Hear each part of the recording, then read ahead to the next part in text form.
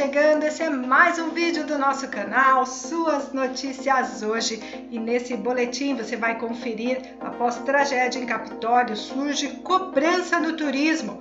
No caso Henri Borel, repercussão e confronto entre advogados.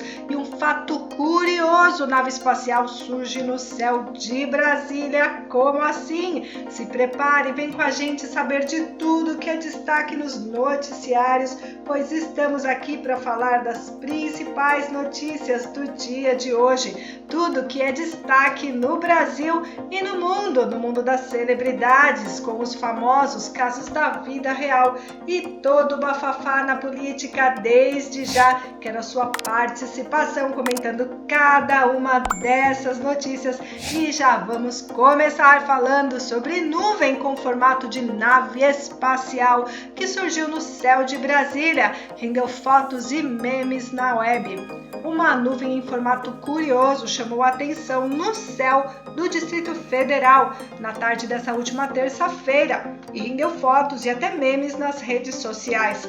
Internautas chamaram o fenômeno de nave espacial. Outros acharam parecido com uma explosão e até associaram ao desenho da cúpula do Congresso Nacional. O Instituto Nacional de Meteorologia explicou que a cumulonimbus, nome da formação, é natural e ocorre geralmente no verão. De acordo com o meteorologista Herácio Alves, o fenômeno nada mais é do que uma nuvem cheia de raios.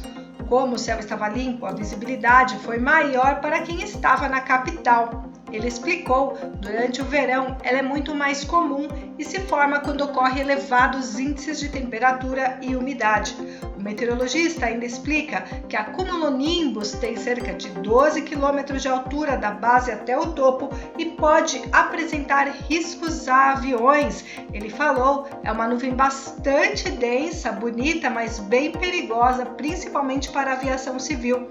As aeronaves sempre desviam das rajadas de vento dessa nuvem, que são bastante intensas. E aí, pessoal, alguém conseguiu ver esse fenômeno? Deixa aqui nos comentários. E já vamos falar sobre o turismo de Capitólio, que cobra mais fiscalização após tragédia no início do mês, após sobreviver na pandemia com aberturas e fechamentos durante quase 2 anos. Capitólio, sul de Minas, convive mais uma vez com a dúvida: para quem ganha dinheiro com o Mar de Minas, quais serão os impactos da tragédia nos cânions, que teve 10 mortes em 8 de janeiro desse ano, após uma rocha ter despencado sobre uma lancha. A reportagem conversou com empresários de diferentes setores da cidade que têm o turismo como principal atividade econômica para entender as projeções para os próximos meses, e as opiniões divergem em alguns pontos, mas a maioria dos empresários do turismo de Capitólio acha que haverá uma implicação temporária por algumas semanas. Todos os ouvidos pela reportagem, no entanto, são categóricos ao cobrar mais fiscalização e um estudo das autoridades sobre a região dos cânions para evitar novos acidentes. As atividades em todo o Lago de Furnas seguem suspensas por tempo indeterminado para avaliação do risco geológico da região, afetado por fortes chuvas nas últimas semanas. Proprietária de um restaurante central, um dos mais tradicionais negócios do município, disse: "Todo mundo vem aqui esperando alegria e não estamos tendo no momento. Espero que o comércio, após finalizar a investigação da Polícia Civil e dos geólogos, não sofra tanto. Já passamos por 2 anos muito complicados. Janeiro normalmente é o melhor mês, provavelmente vai ter um impacto, infelizmente.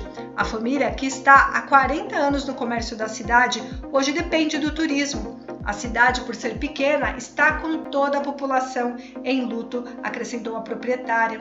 Outra proprietária de um camping e uma pousada em Capitólio, ela já viu os prejuízos da tragédia. Ela trabalha ao lado do filho Guilherme, proprietário de uma das lanchas destruídas pelo impacto da pedra.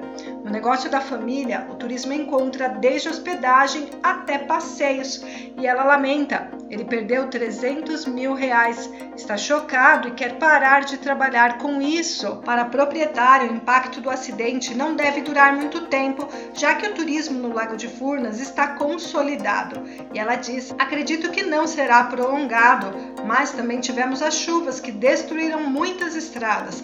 A empresária lembra ainda que sempre se preocupou com a situação dos cânions e a possibilidade de eventuais deslizamentos. Ela recorda, muito antes do turismo crescer na região, ela trabalhava para o empresário em Escarpas e ela fazia passeio de lancha. E ela falava: olha, aquela rocha ali está meio solta, pode cair. E o fato de a maioria dos negócios ainda se recuperar dos efeitos da pandemia fez com que muitos empresários apostassem em janeiro para reerguer os seus negócios. E nesse cenário, a tragédia justamente no início do mês atrapalhou os planos de muitos comerciantes locais. O ramo de passeios, por exemplo, depende 100% da procura do turismo. Daniel Carvalho, de 59 anos, oferece um tour pelas belezas de Capitólio por meio de um veículo 4x4, também deu seu depoimento. Eu trabalho com esses roteiros aqui nas cachoeiras há 4 anos. Creio que esse impacto vai afetar no início, mas daqui a pouco está tudo normal de novo. Nas pedreiras é preciso uma vistoria permanente. Esse tipo de atração tem dominado o turismo na cidade, ao lado das lanchas. Nas redes sociais, as apostas são para uma retomada. O Lago de Furnas passa por 34 cidades mineiras, a maioria na região sul do estado. E o vice-presidente da Associação dos Prestadores de Serviços Turísticos de Capitólio e região, empresário no turismo, ele analisa que a atividade deve ter queda nas próximas semanas, mas ele analisa, obviamente, que a atividade turística vai cair bem sim, não só para Capitólio, mas para toda a região. As pessoas ficam com um pouco de receio. Creio que após a análise do local, do acontecido e ver que temos segurança nos pontos turísticos, vamos dar a volta por cima. Relativamente recente, o turismo se tornou vocação na região há menos de 10 anos, principalmente com as atrações nas lanchas e SUVs. Nesse processo, os comerciantes estão seguros de que o advento das redes sociais se tornou um grande trampolim para essa atividade econômica e serão justamente elas a aposta para a recuperação após tragédia. Reinaldo Alves tem 71 anos, é proprietário da Casa do Artesanato. Ele também deixou seu depoimento. Há alguns anos, todo mundo vinha aqui por causa de Escarpas. Agora, quem vem para ver mansão? As pessoas começaram a vir mais por causa do lago e dos passeios a partir das redes sociais. Os cânions vão fazer falta, mas Capitólio tem mais de 20 cachoeiras, avalia o proprietário. E aí, pessoal, essa iniciativa de aumentar a fiscalização deveria ter ocorrido antes da tragédia, vocês concordam? E no caso, o Henri Borel tem confronto. A visita da advogada Flávia Frois, a pedagoga Monique Medeiros, no último dia 7, desdobrou-se em mais um capítulo do caso. Após a mãe do menino relatar ter sido ameaçada por Flávia, a advogada abriu uma queixa-crime por calúnia contra a defesa de Monique na 23ª Vara Criminal do Tribunal de Justiça do Rio de Janeiro. Flávia diz que as ameaças descritas por Monique e relatadas por sua defesa no processo criminal sobre a morte de Henri têm como objetivo benefícios processuais.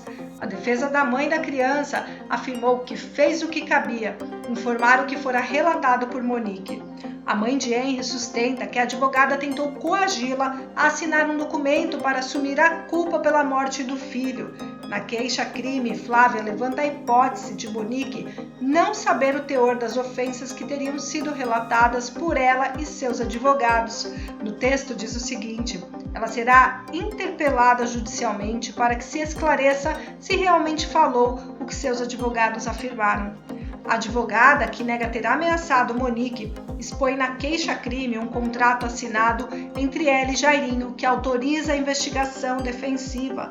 Flávia não consta no time de defensores responsáveis pela defesa de Jairinho no processo em que é acusado com Monique do homicídio do garoto. Segundo explicou Flávia, sua função consiste em coletar evidências e provas sobre a materialidade do crime, no caso se Henry realmente foi assassinado pelo padrasto, e ela diz não há presunção de ilicitude na investigação defensiva e denuncia os advogados de Monique agiram em pleno conhecimento da inocência, em plena consciência de que estavam a levantar afirmações falsas sobre fatos inexistentes, e completa o ônus da prova incumbe a quem alega.